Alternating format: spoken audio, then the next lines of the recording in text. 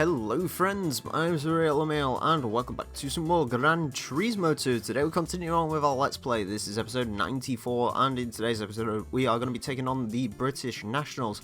For that we need some British cars and we'll go and get into them and get straight into the racing. The first vehicle today is one of the most boring vehicles ever made in the history of the Vauxhall Vectra GSI 2.5 V6. I had to use a Vectra at some point just because it's not in any other racing games for good reason, and it's pretty awful. Also, this is probably my favourite Vectra race, which is going to trial mount, as is all of the races for today. This one has a horsepower limit of 197, and our Vectra is just under that, so let's get straight into it. Okay, we are on track here at Trial Mountain, and we are surrounded by Vauxhalls, as you would probably expect. We have an Astra next to us, there's a Corsa up there, there's a Lotus Elan of some description, there is probably a Mini by the looks of it, an MGF is there, oh wait, it's a Corsa, oh, another Corsa. I thought there would be a Mini in this race, but apparently not. Anyways, apparently this Vectra has a very, very weird exhaust pipe. That is odd. I think that's more of a graphical glitch on the game than is actually an issue with this vehicle. Anyways, the Vauxhall Vectra. Why is this particular model my favourite? Well, first off, it is the first generation Vauxhall Vectra, which, as much as I do not like the Vectra, the first gen was by far the best looking, in my opinion. The issue with this model, or this type of year of Vauxhalls, you know, the late 90s, early 2000s, is all of their cars were just nothing cars. I mean, the Vectra, it wasn't a bad looking car. That wasn't its issue. Admittedly, the second generation was an atrocious looking car, but this particular model isn't actually that bad. However, it is dangerously boring. It is just the most boring car in the world to look at. However, this is the GSI model, and well, it has a nice sort of body kit going around it, has a spoiler on it, and to be honest with you, this one actually doesn't look nearly as bad as it usually would. So yeah, I actually kind of like this model of Vectra, especially in this colour as well. It does look kind of nice. Horsepower wise, we are running about 190 horsepower in this. I don't even think I really did any upgrades to the Vectra. It is understeering quite a bit. Admittedly, this wasn't the Vectra famous for understeering. That one would be the Vectra VXR, which had 261 horsepower and no differential whatsoever. And the result of that was catastrophic understeer. That vehicle was awful. However, I do remember Jeremy Clarkson actually reviewed one of these. I don't know if it was a GSI, or it could have been some other like version of the vehicle, but I remember he reviewed one on old Top Gear, and he, like, the Vectra, at least this particular model, promised quite a bit. I mean, this could have been the modern interpretation of a Vauxhall Carlton. However, it was front-wheel drive, didn't really have all that much power. Sure, it had a V6 under the hood, but, I mean, that was nothing exactly to shout home about in those days. I mean, Peugeot 406, Renault Laguna, all of those had V6s. All those produced more power as well. And ultimately, this model of Vectra was quickly forgotten about. Today, Vectras are mostly just bought by people who just want a cheap car, essentially, and also do not care about cars in any way whatsoever. I have no idea why people bought Vectras new, but they did. So yeah, that's basically the Vauxhall Vectra. As far as driving this one in game, it's okay. It's kind of boring to drive though, to be perfectly honest with you. I mean, it's kind of understeery, it's not particularly quick. That exhaust, which is sort of like glitching on this vehicle, is bugging me beyond all belief. Now you can argue down below in the comments where I should have actually used the Vauxhall for this race and not, considering, Vauxhall, they're only in the UK version of the game, you know? If you was playing any other version, it'd be an Opel and it'd be a German car and you wouldn't be able to use it, so whatever, I don't care. I wanted to use a Vectra at some point, and yeah, I've used it. So there we go. Anyways, pretty uneventful race across the line. As far as the rest of the pack, the MGF came in second, Lotus Elan came in third, Vauxhall Corsa came in fourth, Vauxhall Corsa came in fifth, and the Astra was the last car. Probably blew a head gasket as well while it was at the back of the pack. I'm surprised my Vectra didn't actually, to be perfectly honest with you. Anyways, we get 4,000 credits, which, thank you very much, game. And let's go and get our second vehicle, which is thankfully a little bit more interesting. Okay, now let's head back to the garage and get our second vehicle for today. It's another British car, however, it's made by a much more exciting brand.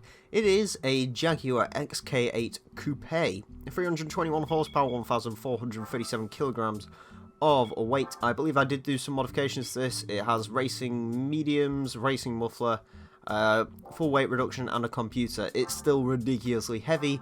But there you go. Anyways, let's head into the race menu once again. Gran Turismo League, British Nationals, and yeah, this next race is for cars with under 345 horsepower, and let's head into it.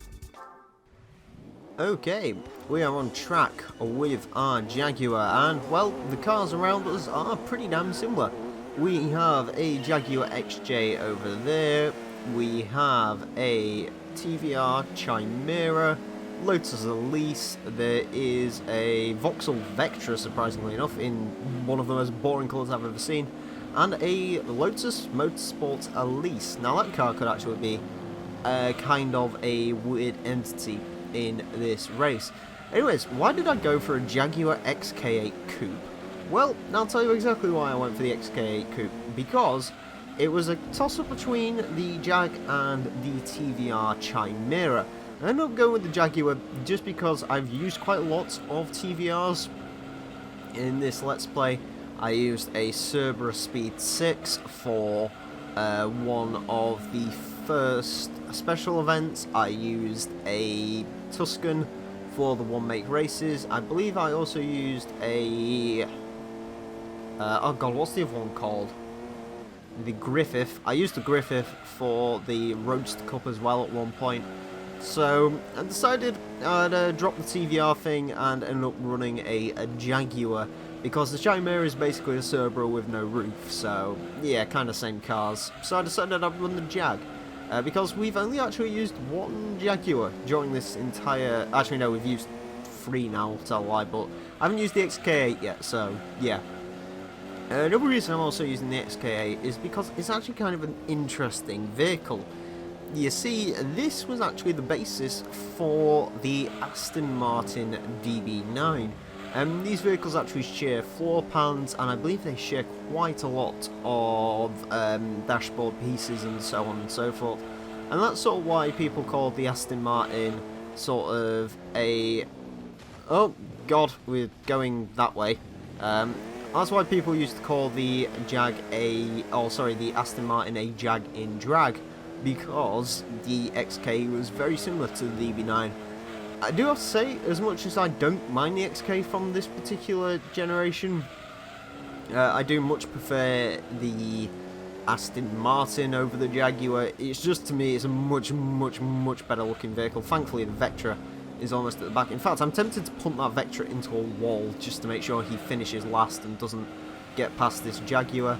Go TVR, go! You can get second. To be fair, the 2 Elises are probably going to claim second and third, because that Motorsports Elise is pretty quick. However, let's saying that other Elise is apparently going for an overtake, which, to be fair, is a little bit strange, considering the Motorsports is a little bit quicker than that Elise, and I'm also kind of curious to see what generation of Elise that is. I would hope it's a Sport 190, if it's almost beating out the Motorsport Elise. Jag itself, though, pretty interesting vehicle. Ultimately, I'd probably go with the DB7. I believe it does cost quite a bit more than the Jag, but it is a much better looking vehicle, and to be honest with you, I think it was a better driving vehicle as well. That being said, though, the XK8 isn't a particularly bad vehicle. There's the XKR in this game as well, but I went with the XK8 because the horsepower limit basically meant I had to run the XK8 and not the XKR. Anyways, across the line there, and well, the rest of the field kind of looks a bit like this. Motorsport Elise in second, Elise 190 in third, TVR Chimera in fourth, Jag XJ Sport in fifth, and thankfully the Vectra finished stone dead last, as it should have done. Probably blew a head gasket as well, hardy-dardy-dar. Anyways, we win 5,000 credits. And let's head into the last race, and we'll go get our last car while we're at it. Okay, now let's head back to our garage and get our final car for today. It is another British classic. It is a Lotus Esprit V8 SE. This is the much more expensive model of the Esprit. There's two models of Esprit V8 in this game. There's one without a spoiler that costs 80 grand, and there's the one with the spoiler, which is this one, which costs 220 grand. I have no idea why the price is that different between these two vehicles, but I like the spoiler, so I bought the one with the spoiler. So let's head into, not that one, because we won't be able to get into there. Well, we actually could because it's Gran Turismo 2, but still. Let's head into our final race. It has a horsepower limit of 394. The Esprit, I believe, is basically stock. So yeah, let's head into this event and see what competition it throws at us. Okay, we are on track, and as you can see, we're surrounded by other Esprits, apparently. So this could be a pretty close race.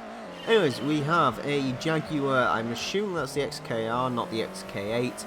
There is a, as we get closer, hopefully Swipstream the Jag or something, there we go. There is two Esprits, they are the slightly cheaper one. There's an Aston Martin DB6, which is kind of surprising. Ooh. And I believe that thing darting at the front is a TVR of some description. Looks like a Griffith, so we'll have to try and get close to it and see what it is. Well, this Esprit is pretty much a legend. The Lotus Esprit was one of those supercars that went on and on and on. It basically was first produced in 1970, the TVRs hit a wall, and well, it stayed in production all the way up until 2002. I do have to admit, this is probably my favourite model of Esprit. This is the second to last model they ever did. They also did that, the final model had slightly different tail lights. Admittedly, as much as I like the final model, it still isn't quite as nice as this one. Yeah, it's a TVR Chimera. Kind of surprising. I'm assuming that's like the Chimera 4.5 litre. I'm assuming that's a slightly better version of the one that showed up in the last race. I don't think they ever did a Speed 6 version of the Chimera. Actually, no, they did the 5 litre Chimera, so it could be that. Either way, we've got to try and get past it before the end of the race, so no silly mistakes in the Esprit. To be honest with you, I was actually expecting the Esprit to be a little bit quicker, especially through the corners, but actually no, through the corners it's not too bad. I was expecting it to be a lot quicker on the straights though, and it isn't, but then again, we can just do that, so that's fine. There we go, we're in front of the TVR, a little bit of a cheeky overtake. We only have 5 gears in this thing. Wow, so this would actually top out kind of soon as well, because it would only get to about 250 kilometers an hour.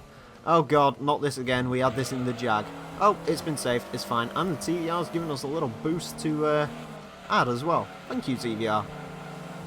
So yeah, I do really like the Esprit. It's probably one of my favourite supercars ever, of all time I should say. My god, I'm losing a lot of time there. That TVR is actually kind of aggressive, of course as you'd expect from a TVR driver. That being said, they're both going to understeer wide. I'm also going to understeer a bit wider, but I was a little bit quicker through there. Let's see. Oh, I hate hitting that wall. I need to try and get the run up. Right, the Jag might actually be a little bit quicker than I am in a straight line, because that Jag has a lot of power. I want to call it a Cerberus, but it's not a Cerberus. The Chimera does not have as much power as he does. However, the Chimera is a lot lighter. That being said, I really don't want the Jag to beat the TVR. So let's go up the inside of him. Excellent. Right.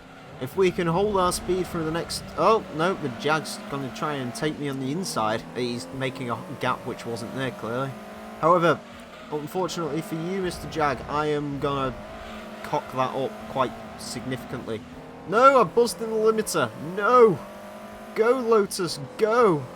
Hopefully he breaks through here. Indeed he is doing. I can take a dive. There we go. Through there. And across the line. Jeez, that was actually probably the closest racing we've ever had in the Nationals. Either way, the field looked like this. Oh, it's an XK8. My XK8 wasn't that fast. Anyways, in second, the XK8. In third, the TVR Chimera. It was a 5 litre. Lotus Esprit in fourth. Aston Martin DB6 surprisingly in fifth. And the Lotus Esprit was also in sixth. So the Esprit took the most important positions like the Alphas did. It took a first and a last, which is excellent. We win 7,000 credits, which is excellent. and I'll see you guys in a second. Okay, as you can see, that is all the British Nationals over and done with. In the next episode, we're going to be taking on the final National Championships left, which is the German Nationals, so stay tuned for that. Anyways, friends, I want to thank you all very much for watching. My name's been the Real Emile, and until next time, farewell.